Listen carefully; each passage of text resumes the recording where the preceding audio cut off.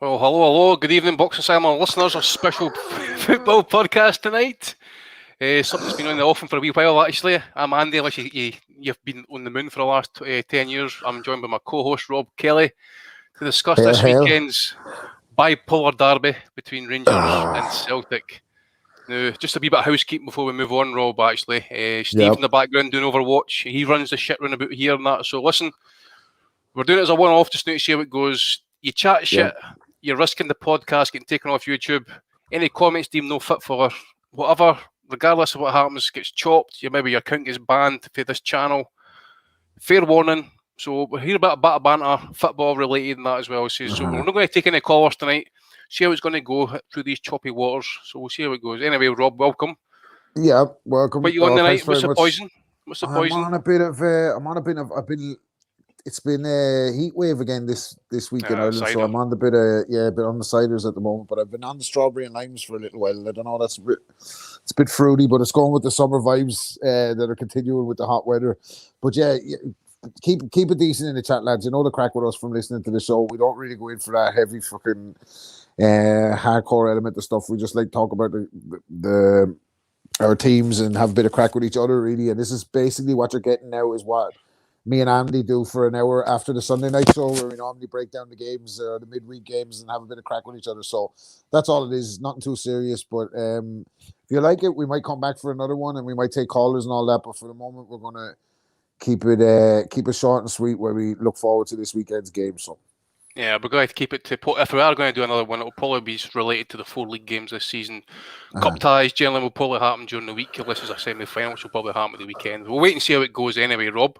Yeah. But we were in action last night, both teams, but we'll park that to the side just now, because I just want to get your take, actually, on basically your pre-season at Celtic. I mean, we'll have our own opinions on each other's teams and stuff, but I want to get your thoughts on Celtic's kind of like your pre-season, basically your signings and that as well. It looked like you were going to have a bit of a dodgy start actually after the Michelin game, but you've come back pretty strong by looks after that Hearts defeat. Well, it's extremely intriguing, right? So we, as you know, for all summer we're primed for Eddie Howe. We're going over all ground a little bit for new listeners or anyone looking for a background. So all summer we were primed for the unveiling of Eddie Howe. Eddie Howe shit the bed, basically, dawdled on it, didn't want to come to Scotland, and Ange Postecoglou was the name that emerges next day as the guy who's basically ready to come in. Me, along with every other Celtic fan on the planet, probably, that doesn't come from Australia, hadn't a fucking clue who Postecoglou was. Did a little bit of reading about him, looked at a few interviews, and I was like, all right, we'll give this guy a chance. I like the cut of his jib, so to speak. He's a good talker, and all the reviews about the style of football he plays are rave reviews, but I'm very cynical about total football, right? I don't know, that sounds like I might not know what I'm talking about, but I have a kind of I have a like for managers who can change it a little bit, right? And all the talk about Postecoglou is he plays one way, total football, and my kind of reservations about that were about the squad, because I was looking at last year's performance, 25 points behind, completely off the pace for the whole season. One PR disaster, followed by disaster on the pitch, followed by PR disaster on the pitch. That seemed to be the way the season went. And it's been refreshing watching him take over, be under such fire for the first couple of weeks. I think the support have hit a kind of an annoying fever pitch before a ball is even kicked, which is the same on both sides, right? So this is the exact same. It's the fucking very, very same no matter what team you support out of those two. The fans live their life for these football clubs, and it's their lives. Like, so every single day there's a talking point. So the talk was the board are not backing Postecoglou, right? Nobody's backing him. You have to give him his own men, blah blah blah. So a couple of bad results. Like he's hamstrung. I feel sorry for him in a certain way for the start that he had with the club, because he came in, he's trying to get his own men in. COVID's here at the moment, so the transfers are all fucked up. There's not that many transfers getting done for the first part of the window whatsoever. Fans panicking, and he's had to go with what he has, right? So realistically, the club needed a clear out. He probably needed, I said last year, maybe 8 to 10 new players, 8 new players anyway, right? The club signed a few development players, and he's brought in 4 of his own. After the Michelin games, with Barkas in the goal, where he's basically Barkas has cost you the tie, right? So Barkas comes in. Hologram hands. complete like needed a new keeper, right? So he in the Michelin games where they lost and in pre-season where they lost to West Ham, like I'm kind of going around the houses here. The style of football he plays is high intensity, super high press, crisp passing, attack, attack, attack. It's a system that could have never worked last year under Neil Lennon because Lennon is more rigid to formations. Postacoglu's more fluid, so he'll play basically. He'll sacrifice a defensive midfielder to play three attacking midfielders, two wingers, a centre forward, and just play two centre halves, right? So, but my worry about that was watching him against top teams. I feel like they could become exposed. But in the preseason, they look bad against West Ham. But you got Barkas, you've got a 19-year-old in the goal, you got Near Beaton. Players are probably not going to kick a ball for the rest of the season, try to play that style of football, and he's only had him a couple of weeks. Since the Hearts defeat, as you mentioned, in a game where they had 80% possession, Halliday probably could have had a raid on another night, right? Things go differently again for him. Beaton again makes a horrible mistake, and Leighton Baines is in the goal. So there's things you're taking away from that game going, you know what, this looks a bit exciting. Like players are seem to be biting into it. They're bombing forward. It's exciting. They're creating chances all over the shop. The only part that has me a little bit worried is the defensive element. So I'm sure we'll call into it, or we'll get into that down the line. But how have you felt that Rangers have shaped up the start of this season compared to, I guess, the start they had last season and their historic league win at the end of it? To be honest, I'm going to be honest, I'm a wee bit concerned because we just haven't really hit top gear at this point. Compared to where we were last season, going to come out and say, like, Gerrard had come out and say that he had an old saying at Liverpool, and I think it was Ronnie Moran used to kind of get the pre-season underway. He used to get all the title-winning players together. He used to call them the big heads, and basically trying to bring them down a peg or two. Uh-huh. So Gerrard laid reference to this actually. I forget what game it was. It was early in pre-season, and we didn't have quite a few of the players back. Kent was injured. Still waiting on Ryan Jack coming back. The guys who were involved at the Euros, for example, Kamara, he was suspended for European games. Morelos was in Colombia. He contracted COVID, and then they obviously had to isolate when they come back for 10 days and that. Sakala was the same issue coming in for Zambia and that as well. Barisic has got an injury and that. So it seems to be like wee niggles we've had over the course. I mean, just haven't really been fluid enough for me. For example, if you go back to the Partick Thistle and the Tranmere Rovers friendlies, that were awful. But we won one game and lost the other one. Played Arsenal. We are quite a strong team. And we got absolutely battered for the best part of that game. And somehow we come out with a 2-2 draw. Drew 0-0 with Brighton. Had good laugh with Shane Duffy that day as well. Rangers legend. And obviously we played Real Madrid at Ibrox 1-2-1. They had about 4 or 5 first teamers that day. I forget Isco was there, Marcelo and stuff like that. We played really well actually, and you're kind of like, right, okay, good optimism. Started against Livingston, not bad, but the Malmo game was something else because there was no intensity. And part of me is kind of thinking, right, okay, as our players maybe carrying niggly knocks for last season, like for example, Barisic got injured in the last Old Firm game that we won at Ibrox, and I think he's pretty much close to being the first choice left back for Croatia. Didn't feature much during the Euros, actually. I think he played like 10 minutes against Scotland, and that was it. And he's been struggling for 40 minutes. He was rotten there last night. So part of me thinks he's still struggling for fitness. And big Calvin Bassey, big Shirley's come in there, and he's going to like make the spot possibly his own going forward. So there is that. This is... We've had Kamara Roof's been suspended in Europe. We've had Glenn Kamara suspended in Europe. So we've had to kind of like chop and change. But one thing that really bugs me about some of the team selects, especially in Europe anyway, and against Malmo, for example, in the return leg, he went from picking Phil Hollander, who's probably our best defender, and put Leon Balogun in there purely for his pace, and he ended up costing us, especially the 2 goals at Ibrox. So it was probably a bit a trait of Gerrard's that he doesn't know when to change it. He's got his favourites and he's chopping and changing the defence, whereas we'll be shipping goals a wee bit in the last few games, whereas last season that wasn't happening. We had the best record in Europe last year for defensive, for not letting goals in. So that, as you say, I mean, with your attacking style of play, I have watched a fair bit of his this year actually. I don't know if he's going to maintain that style of press for 90 minutes. We certainly couldn't do it last year.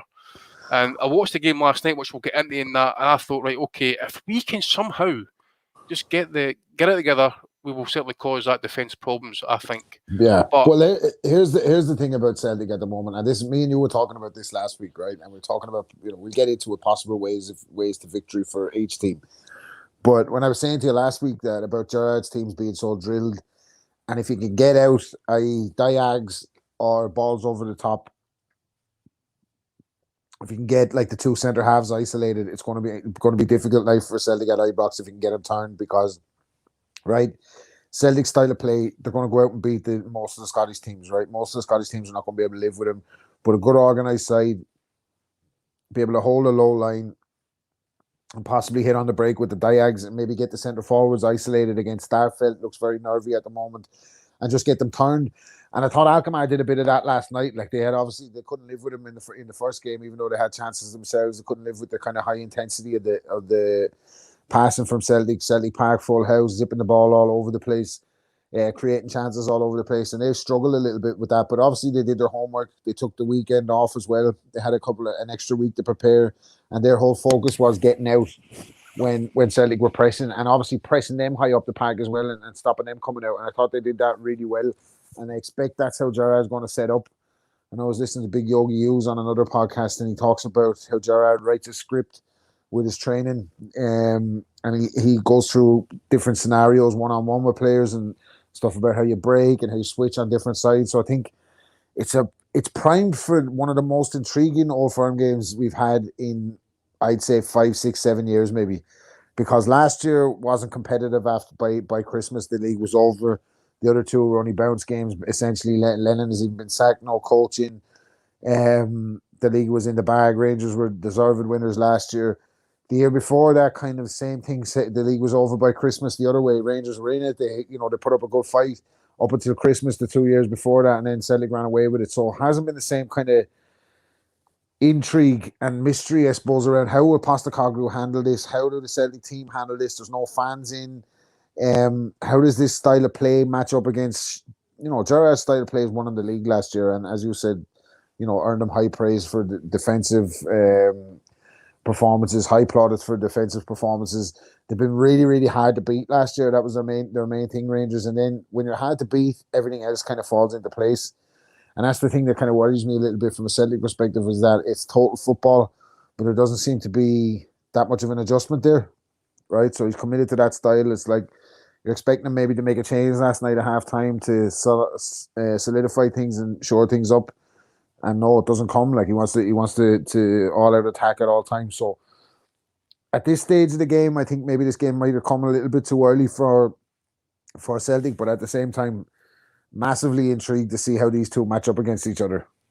I actually think you'll probably try and come out and try and take it early and then try and sit on the lead. But we'll get onto that once we kind of get in the second half, shall we say. But in terms of your signings this year, let's pull up the list. You've got Carl Starfelt, who what we're nicknaming him just now, actually, Carl Arsfelt. Not really going to give me any type of. I mean, if I was a Celtic fan, I mean, I'd be really kind of concerned. I know you've signed another defender recently, or maybe even two. Actually, I think you signed an Irish boy for Shamrock Rovers and somebody from Croatia. The Japanese kid, Furuhashi, seems to be banging them in. Good pace. Going to be nippy around about the box, and that, so we'll need to watch him. The guy for Israel, Abada, looks okay, but I think he kind of flits in and out of games. What I've seen him. James McCarthy, I've not seen much of him over the years, and that, but injury prone, I think, is he no? Might be wrong in saying that. No, he's injured already, so he hasn't kicked the ball yet. I think he played a substitute appearance, and he's injured already. But yeah. And there was somebody else, I forget who it is, in that. Oh, Joe Hart. Which, by the way, based off last night, mate, I mean, okay, he's a massive upgrade in Barcast, for example, Mr. Hologram Hands and Scott Bain, I think his name is. But you've got to be a wee bit concerned about, because I remember that game against is it Jablotnich over there? It was a howler. He never came out for that first goal of theirs, and then last night, bad howler, and they kind of streaked with a couple of good saves. Altogether about that ball over the top. That was the how Jablotnik got in. That was Beaton in the centre half. Last night, Welsh doesn't deal with it right. He doesn't do Hart any favours. I think Hatcher could still come out and save it. He's not waiting. Instead of waiting on it, I don't know. I think he was trying to be a little bit too clever and ping the ball to the left back with his right foot. But I haven't said that. Last year, if we lose them 2 goals after taking the lead, we lose the game, or we lose the tie rather. Barkas, if he made one mistake, he's going to make another mistake to go with it. The defenders, if Duffy made one mistake, he'd make two. If he made one, Beaton will make another one better. You know that way. Last night, even Starfelt after the own goal, and I think he's just a little bit edgy. I think the benefit of the doubt is still with him from a lot of the supporters, because he's pretty good defensively in certain aspects, aggression wise. I don't think he's great with the ball at his feet. I think he's got decent pace, but he seems a bit too eager to impress, and he overcommits sometimes. And I think that was really evident in the first game with Hearts, and then a little bit last night. But having said that, stood up to it last night afterwards, and the same with Hart. Like you mentioned, you alluded to, Hart still made some game-winning saves to keep him in the game in the second half. Now that doesn't happen last year, and they're out of the tie, no chance, because Barkas under any kind of conceivable pressure, they folded last year. So that's like a little bit of resilience. They didn't win the game last night, but Alkmaar finished third in the Dutch league last year, so they're no mugs. Didn't hit the ground running this year, but they got some good players. Japanese right back playing for them as well last night, was absolutely running the show for the first half. So they're top team. Like, when I wouldn't say they're a top team, but I don't know how many teams that we're going to play this year that are up at their level. So I'd be encouraged from the point of view that still team is very, very young, very, very early in Postecoglou's tenure, still playing good football. And on the day at Celtic Park, Alkmaar couldn't live with them. So, and the score, it's the goals that they conceded last night. It's more frustration because they're such bad goals to concede, right? But I think you're going to get a bit of that with Postecoglou. I think that style of football inevitably brings weakness at the back, or the potential for top teams to expose you at the back. Having said that, you don't fucking give him the time, man. You give him an own goal, and the goalkeeper kicks the fucking ball to the centre forward. So, I thought, aside from those chances, they dealt with stuff pretty well last night. So, a little bit lackluster going forward, and I think that's the only concern for me. It's that how do you cope with a top team that presses you? Yeah, definitely. Well, says we'll wait and see how the pressing goes on the weekend. But just to touch on the European games this so far for us anyway, with Rangers, and as I says, disappointed with the Malmo stuff. The defensive errors, just not enough intensity. I just think maybe a lot of players, it says, they shouldn't be burnt out. They've had obviously the pre-season and that, but we put a lot into last season. It was like a quest for us, and just the manner in which we went about it and that. I mean, seriously, it was some really good football and that, I must admit. So it makes it a wee bit kind of, galling, shall we say, that we've still got the nucleus of that title-winning squad, and we're still struggling to try and hit top mark. I mean, the signings we've made. Is that like a bit too much expectation as well? Because realistically, right, what is it? 3 league games. Both of us have won 2 league games. They only lost one. They're still in the Europa League like they were for the last 4 years. So I know you wanted to make Champions League. Malmo's kind of a disappointing team to go out to, maybe. Do you know that way? You maybe would have thought you would have had more than Malmo when the draw was made. That's I could see that being a kick in the balls, all right, but haven't really, like, they've lost 1 league game. You know that way? Like, it's not like complete disaster or anything. What were that team like that you were playing last night? Because I haven't heard great reports about, what were they called, Ashkobelt or Alashkart or something. Alashkart, Armenian champions, I think they were. How good were they? Because I saw bits of the first game. Yeah, right, okay. They're absolutely pish, mate. A 0-0 away from home is not a great result against them, right? No great result, but I will put it into context. Obviously, we've had the issue with the COVID and that. We've apparently got a few players out. We don't know how that's going to affect the lineup on Sunday. We've had the 6-hour flight and a 35-degree temperature at kick-off time, and we've just left the country. It's 18 degrees. So you can yourself. I mean, I don't do any gym work anymore, mate. But when I used to, I was out in Spain on a holiday. I went for a run. 35-degree temperatures at 8 o'clock in the morning. I couldn't breathe. So I can only imagine what it's like for the guys running about for 90 minutes and stuff. And we weren't fast paced or anything like that. We were quite slow. We were quite lethargic, meandering that.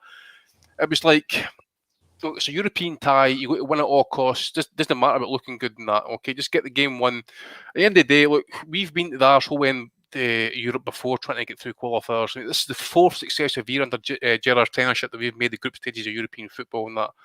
And I think possibly 3 of those years, maybe 4 of those years actually, we've been into Europe after Christmas time. So there has been good progressive movement there. We're kind of budgeted for the Europa League in that anyway. But the Champions League was where we wanted to be. It's not to be, and we move on for that. But in terms of signings and stuff, nothing really that I would say would improve your starting 11 for last season. John Lundstrom hasn't started too well. Made a bad error against Malmo. No, against Alaskert, sorry, got sent off and they were toiling in that. Who else we have? We had the guy for Zambia, what's his name? Fashion Sakala. Injured at the minute, groin strain. So Gerrard alluded to he's maybe been slightly pushed too quickly. So maybe that's maybe a wee breakdown there. A wee bit of bad news on the Nigerian we signed, a kid called Namade Ofbora. He's come back with a dodgy ECG scan, got a heart problem, so he's going to be out for an indefinite period of time. 21-year-old, so we'll wait and see how he progresses. Hopefully he's okay. And the kid for, I forget where he is, at Huddersfield, Juninho Bacuna. Dutch boy. Seems to be quite talented. I've never seen much of him, apart from the wee clips and that. Looks talented enough and that, but the proof's in the pudding at the end of the day. I don't know if it's going to be good enough to basically improve our top 11 just now. I think, as I say, look, I'm really surprised we've kept the nucleus of the title-winning squad, which I'm really happy with, but considering how we're looking at the minute and that, we're like, well, okay, we need to have a wee bit extra coming in here, hopefully, because Kent's off for him. Morelos is just back. Defence is leaking goals a wee bit. Barisic is well off the pace. As I said, go back to what Gerrard was saying in that as well. Maybe the egos are slightly needing a wee bit checked here. You know, you're champions, but when you're champions, you're a hunted person by that point. Maybe they've got their eyes elsewhere. That's interesting to me because Gerrard always tries, I think, at least to back the players. Mm-hmm. The season before last, you could see he was getting a bit pissed off with him, and he was starting to publicly criticise him a little bit more. Then last year, obviously, they did so well for him, but this year, when the standard dropped, he's very quick publicly to address that. That looks always a bit spooky to me. I don't like the look of it. Lennon was at that last year as well. Like very early in September, he's fucking slaughtering players. Now, I know obviously Lennon had totally fucking lost the dressing room. There's rumours flying all over the place that obviously eventually turned to be true. But there's a couple of interesting points there. So you're talking about like Lundstrom not hitting the ground running, making some bad errors. But like go back to us last year with Shane Duffy. At the start of it, everybody would have thought he was a good. Well, not everyone apart from me. I was never convinced. I thought he was a great player, mate. As you know, mate, I wasn't convinced about Shane Duffy's arrival at all. But if you see that how much he struggled. Obviously, he had personal problems as well. But how much he struggled with playing in for a team as big as Celtic or a team as likewise across the street, like with a team as big as Rangers. There's a massive pressure on players playing in that environment, and they could come up to Scotland, have an absolute nightmare season, and go back to another club where there's no pressure on them, play out their skin. So it's always interesting to see how transfers. It's all well and good signings, but how do they bed in and how do they take to it? So I think the signings we've had so far that are Postecoglou's signings, you say right. So Joe Hart has been definitely proven his word since he's come in there, because just from the sheer fact that he'd make a save, right?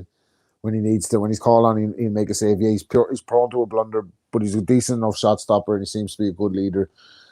Kyogo's just fucking hit the ground running, unbelievable. Like that he's not going to be playing for Celtic too long if he has a season like that. Now, it was interesting again to see him tested last night. See how he handles getting pressed out of the game, kicked out of the game, the physical side of it. See how he stands up to that. That's going to be interesting. Flipped off last night as well, did they know? He did. But he was getting knocks, but he seems to be pretty capable of dealing with him physically. So far, having said that, he hasn't fucking. None of them have know what to expect going into the Sunday's game, the Cauldron, like with no fucking away fans in there either.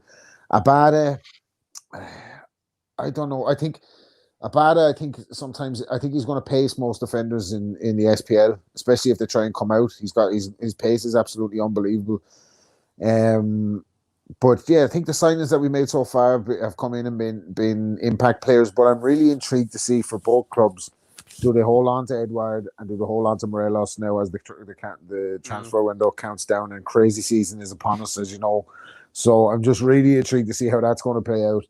And that'll be a big tell, because I think if Rangers if Rangers lost Morelos and they didn't have an adequate replacement before Christmas, it's fucking. It could be a very difficult league without a goal scorer, like especially if you're not in form. So Yeah. Plus, as well as I says, we had to use a lot of the B squad last night to fill the bench. I mean, I think we only had two first team players, or experienced first team players on that bench last night. It was Itin and Leon Balogun. Everything else was all filled up with the B squad, which was like 18, 19, 20-year-old kids who are sitting top of the Lowlands League just now. So fair play to them for getting the call up in that as well. Robbie McCrory taking up goals there as last night. He's had over 100 games at SPL level and that. So I wasn't really concerned about him in goals. My main issue last night was we had to play, as you mentioned, Morelos, for example, that entire game. Hadji, Goldson. Well, Goldson plays every game, to be honest with you, Mr. Dependable. So the main thing for us, I think, was basically manage the game, get through the game, get qualified, get recovered, get back home, and everything gets put towards Sunday because we don't know who's coming back. Kamara Riff will be back for Sunday, so I think him and Morelos up front has got me salivating against that defence, to be honest with you, mate. Well, because the regulations have changed since last year, so we had a bit of a COVID outbreak, absolutely fucking decimated us last year, right, in terms of isolating players and all. But because the rules have changed, if you've been double jabbed and you test negative, then you're eligible to play. So you could think isolate. You can come out of isolation, so you can go back to work basically. Well, you think with footballers with their diets and stuff, and their natural immune systems and stuff, you think that they'd be able to test negative in a shorter space of time and come back in for Sunday. But they've given nothing away about the players who were affected by COVID, right? They just said who's not travelling. They don't know who's. Yeah, I was quite cute actually. Listening to Gary McAllister's interview this morning, the Rangers actually stayed overnight in Armenia and they flew back this afternoon, so obviously part of the recovery. But he was actually asked, and he said Brandon Barker will come back into the squad, and that.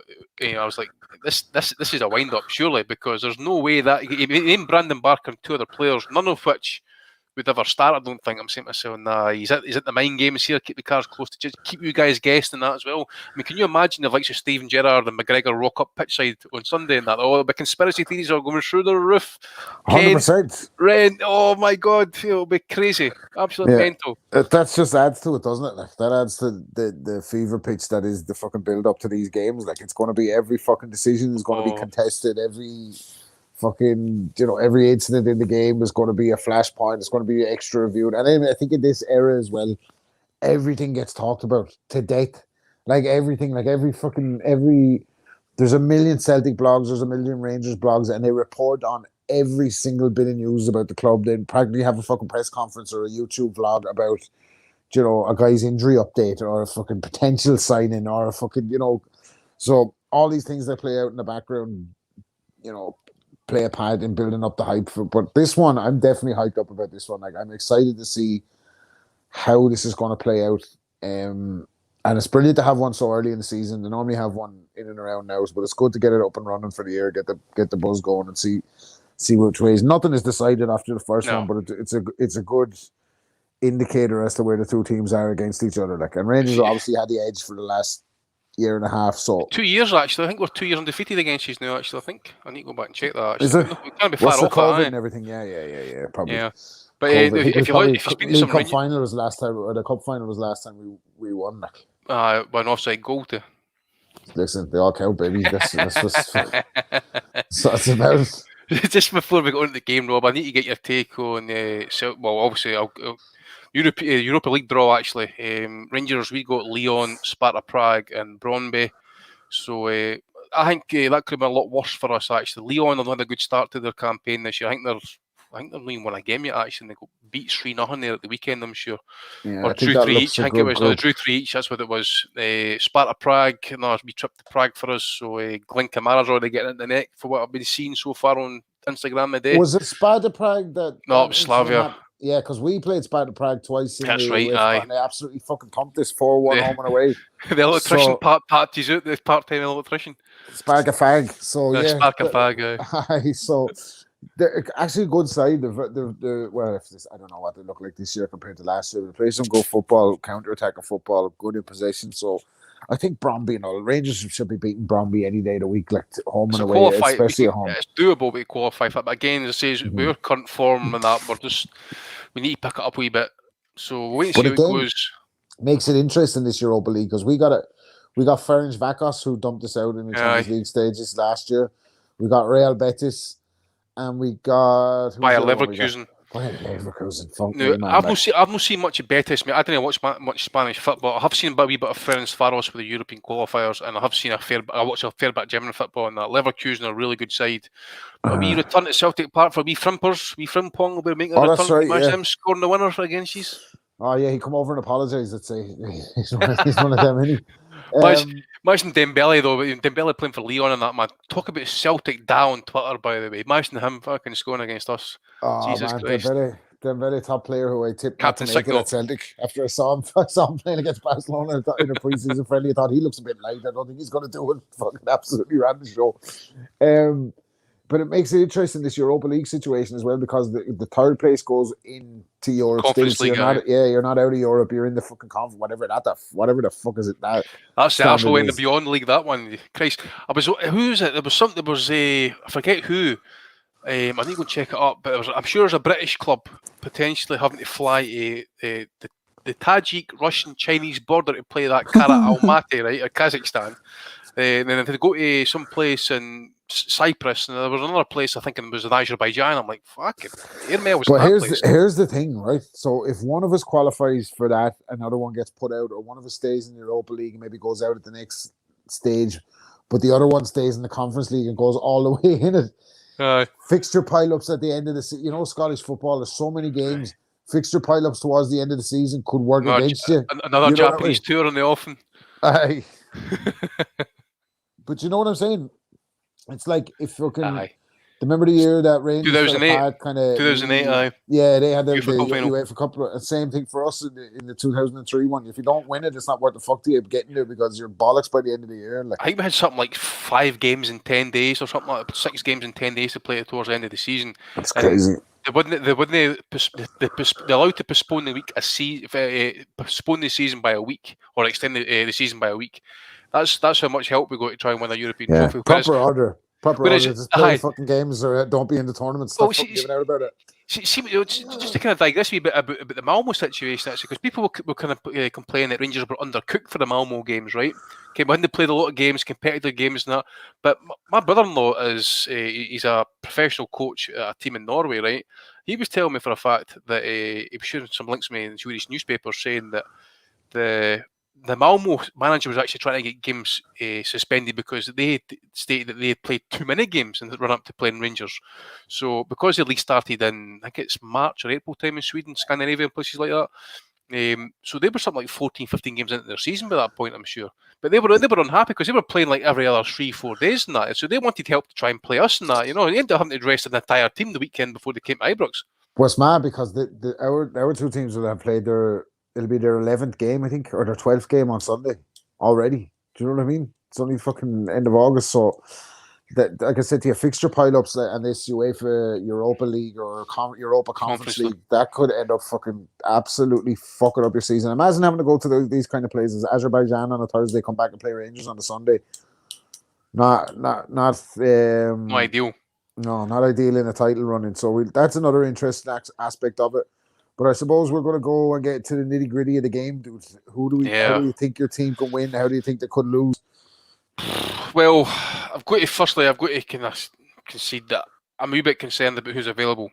Now, if we're going to rely on that team last night, I need to see more urgency, but with no pace, no Scott Wright and no Ryan Kent to give the ball and run at your defence, basically. Morelos, I do fancy him up against like Starfelt and that. If Starfelt gets too close to him, Morelos will just turn him, but he needs to be up for it. I just want to see more urgency for us. If we are up for it, if we are urgent enough, if we're in your face, if you're matching your intensity, I give us a good chance. But I need to see it for 90 minutes, and I need to see how he's going to cope, basically, with the speed in your attack. Now, as I say, Celtic have always had, to be honest with you, have been really good in attack. It's the defensive aspect in the last couple of years where it's been lacking, whereas we've been kind of probably lacking a wee bit, kind of trying to kind of kill games off in that. And it's been a story this season as well, trying to kill games off in that as well. Defensively, we seem to be a wee bit kind of lax. I wonder as well, I'm reading mixed messages, and I think we've got a combination of players either half fit, carrying knocks, and just trying to catch himself up to speed in that, and maybe a hangover, shall we say, for last season. But I'm a wee bit concerned just because of lack of intensity, and I don't know who's going to be available. Kemar Roof's back. That's a good sign. I think he'll start with Morelos. Hopefully, either Scott Wright or Ryan Kent's fit, preferably Ryan Kent. I've got no issue with Tavernier and missing if Patterson's up for it. Calvin Bassey, I think, is going to start for us at left back if he's available, because I think he was one of the players who got caught up in the COVID situation. Barisic, I believe, is still injured. One player we definitely miss, I don't care what anybody says, and we've missed him for a long time in that midfield, is Ryan Jack. He's the man underrated, who really, isn't he'll break it up, he'll carry the water, he'll recycle the ball, and he'll let Davis and Aribo drive forward. Whereas Davis is going to try and do all those roles at the minute and that, and you can't keep relying on Davis. He's 36-year-old and that. You can't expect him to play every game this season. So we need Jack back firing. Yanis Hadji, great talent. If he had the pace, he'd go to the very, very top. But for example, last week against that mob for Armenian, that he was bang up for it. He was the same on Sunday, so he booked for it again this weekend, hopefully, in that as well. Glenn Kamara's going to be back for suspension in that as well, so he'll be playing. I think he was playing the other night there, I forget, sorry. But he'll be back anyway, basically full time, no breaks, be getting suspended and that type of thing, so he's back. And Phil Hollander's going to start for me as well. Now, if we start Hollander, then we're going to give up, we're going to concede pace, because I'm assuming it'll be Japanese kid will start up front. I did notice the start of the pit when they brought Edward on there last night. They put the Japanese kid out on the left. So I don't know. He plays on either side, or he plays through the middle. He prefers to play through the middle, but I think he'll start him. I think he'll go with the Japanese kid. I don't know if he'll start him through the middle. I don't know if he might start Edward for the experience. I'm not sure, but well, he never started him last night, mate, and you were basically at one point, you were done and dusted after 3 minutes last night, and then I think almost went Pete Tong, Yeah, I think he started Kyogo through the middle because that's number one, it's his best position, but as well as that, he done so well like that against Alkmaar last year. I think Edward played a bit much big. I think Edward might have started through the middle against St. Mirren. I could be wrong, and maybe he came on, but I think he started through the middle and Kyogo was out on the left, and then they changed it around. I think he'll probably start Kyogo through the middle, but I wouldn't be surprised if Edward gets to start just to have someone to hold the ball up a little bit. Because I don't know if at Ibrox you can play that one touch, two touch stuff in and around the box. The areas where I'm positive, obviously Kyogo has been a breath of fresh air. The guy is just a fucking goal. He's going to be a goal machine. The way it's almost cliche at the moment now, because it's almost like Kyogo bingo. Every time you say his name, they have to mention his movement. But his movement is frightening, and it's not just his movement; it's his work rate off the ball. He presses the whole fucking game. So no matter who's on the ball, like if a team's trying to play football against you, good, he'll go and close down the left back, he'll go close down the right back, he'll close down the centre half, and he just kind of brings a bit of energy and kind of leads from the front. So, obviously, I'm excited about him. I'm excited about Abada. I think Abada, a good defender, a good left or right back, which would be left back if Abada's playing on the right hand side, could be able to just give up a little bit of pace and show him the outside and kind of stop him that way, and then maybe double up on him. So I think Abada might have a tough afternoon. He's only 19 going into the cauldron. I think he's been an excellent player so far, but the way him and Kyogo link, it's got to be them two certs to start. I don't know whether it be Christie on the other side or whether he play Rogic further up and maybe try to, if McCarthy's fit, play a holding midfielder. But the thing about Postecoglou is he doesn't stick to that kind of. You're not going with McCarthy that type of game so soon, I don't think, mate. No, but I thought what I was thinking of is maybe they might try to change it a little bit, but I don't see that. I think his philosophy is all out attack. Here's the problem with that for me. Callum McGregor, Turnbull, and Rogic have to play in the team with Christie, with Abada, and with Kyogo, and it's a little bit light to go to Ibrox with, I think. Do you know what that happens if you get injuries and that as well, though, mate? I mean, because I was looking, just scanning your squad there, actually, now, as I say, if you say suspensions and injuries pile up, I'm kind of surmising here and that. you've not really got anything really kind of quality-wise to kind of come in there and pick up. I mean, they're talking about getting Griffiths out of there now, actually going to Dundee on loan. So really, I Well, mean, that's obviously, another story. I We'll said to fucking go you, into that I some other know, time, but I know. I said to you last week though that I think it's going to take Postecoglou at least 2 or 3 windows to get his full team together and that. But I do think there's if you start hitting injuries and suspension, I think you're going to really struggle to kind of fill the gap there, especially in attack anyway. Well, like if there's this uncertainty over Edward, whether he's staying, whether he's going, like if Kyogo and Edward are kind of interchangeable throughout the season, you have decent cover. They have Forrest and Christie. They have Abada. They got Karamoko to come back. Mikey Johnson, whatever. Mikey Johnson, he seems to be a bit of a myth. He never plays more than fucking 6 games. So the problem for me where I see Celtic being exposed is because they basically don't play a defensive midfielder, right? So they can say McGregor sits a little bit, but Callum McGregor's not really a defensive midfielder. He's a technical midfielder who's just as good going forward. And what you have is you have Turnbull and him trying to sit a little bit deeper. Doesn't really suit their style of play. I just think that the way they match up, I think Rangers might even play Arfield on Sunday and try and match up physically and then play in the space where that's kind of left by the lack of a defensive midfielder. Now, you can change that and bring in Sorrow or whatever, but I think that you're losing something then a Postecoglou style if you start going down the defensive midfielder route. So that's a worry for me because I think Rangers will be so drilled and so good at getting out and getting into spaces and getting them turned. That's the key to beating Celtic. Now, one test we haven't really had this year and past it is falling behind and coming back to win. What happens if Rangers get the win or get their nose in front at Ibrox? Do they take total control of the game and then the total football style is ineffective at that stage? So these are little things that are kind of making it more interesting as it goes along. I think, I'm hoping obviously Celtic go there and do the business. I'm hoping that we go there and do the total football that we've been doing against other sides, but I'm a bit of a realist as well, and I think experience counts for a lot in these derby games. And Gerrard's been over the course.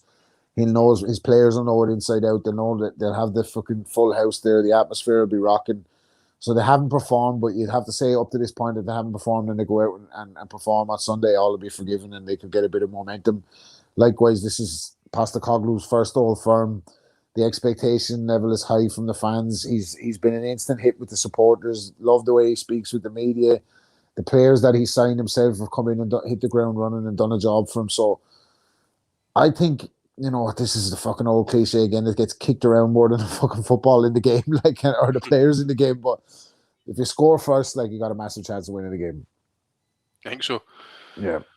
Either side that scores first, I think you have a massive chance. Yeah.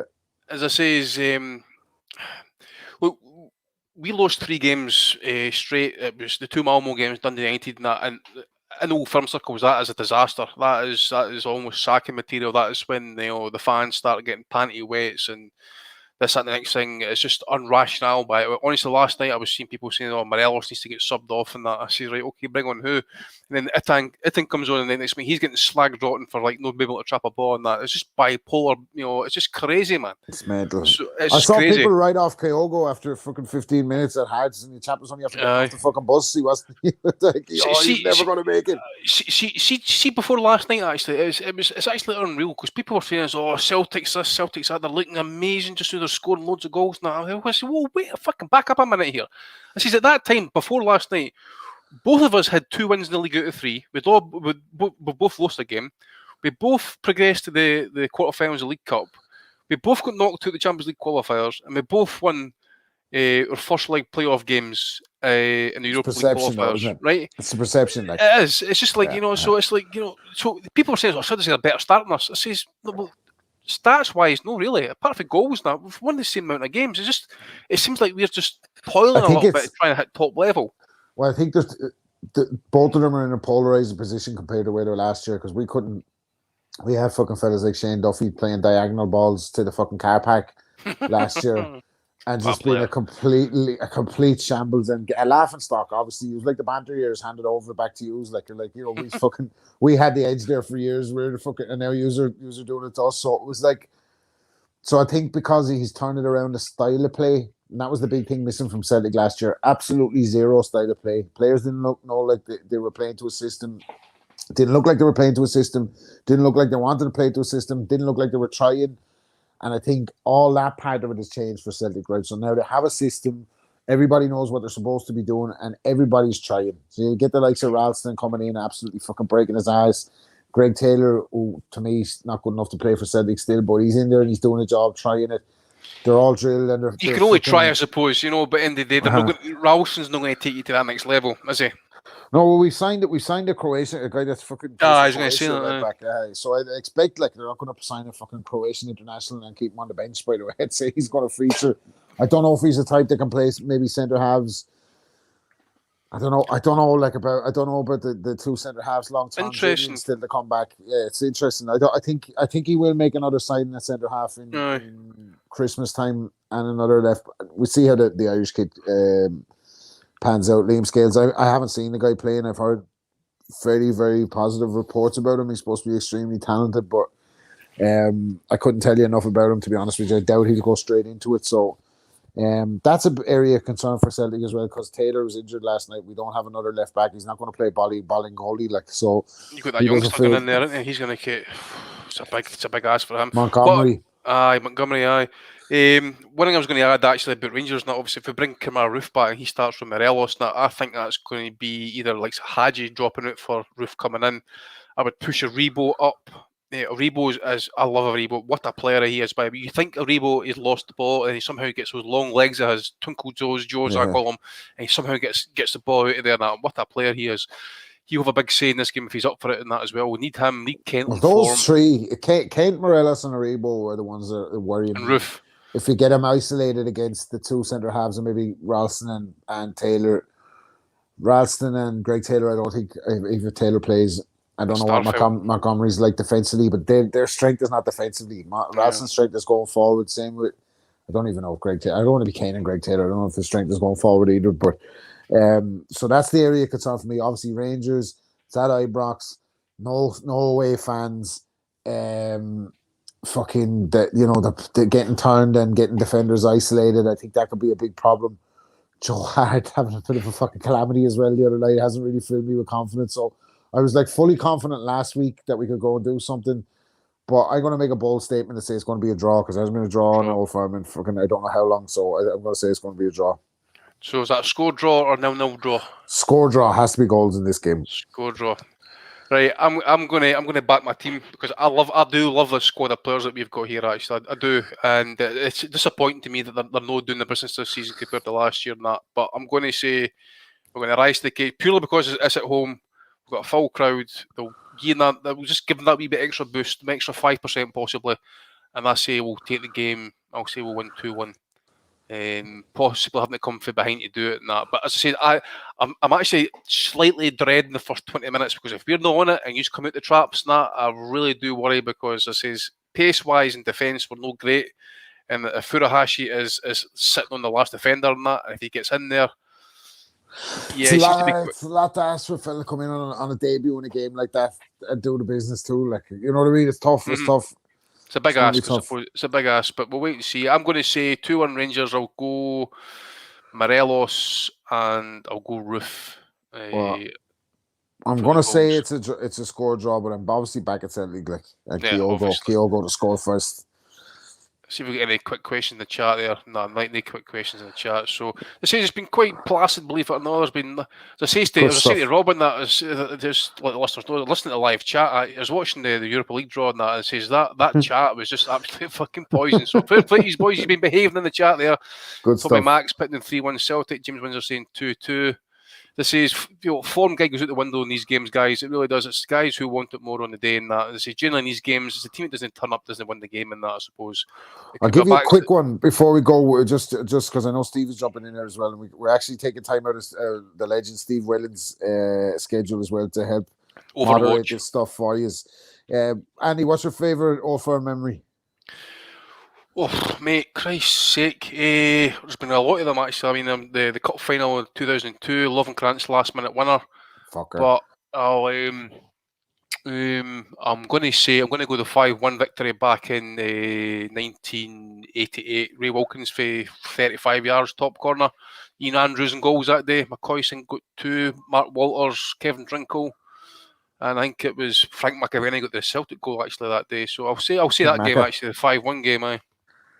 Yeah, mine is the 6-2 And at Celtic Park I remember that one. That was Martin O'Neill's O'Neill's first game in charge. first game, Henrik Larsson chip, and I was That actually chip, in fucking bastard, Dundalk. what it was. Nutmeg as well beforehand. What am I saying? Counterman. The title winner at Parkhead, the 3-0 game in 1999. How about that one? I'll change it to that one. I'll change it to that one. That was the fucking no, that was Avocat's team, wasn't it? That was Avocat's team. That was the time when that Celtic fan jumped off the top tier. That's right. Yeah. Did Dallas get a fucking? Was that the night? Dallas got attacked with coins and bottles. It was an eventful game. He should have been refereeing the fucking thing. He would have been fine. Brother Dallas. Mine was the 6-2 because, but as well as that, because I had gone on holidays in Mexico and met a load of fucking Celtic fans from Dundalk, and Rangers fans as well. By the way, I say that I always end up fucking hanging out with the fucking Rangers fans on holidays. They seem to like me. I don't know what the problem is with all this fucking sectarianism. Should have just come to me to sort that problem out, Scotland.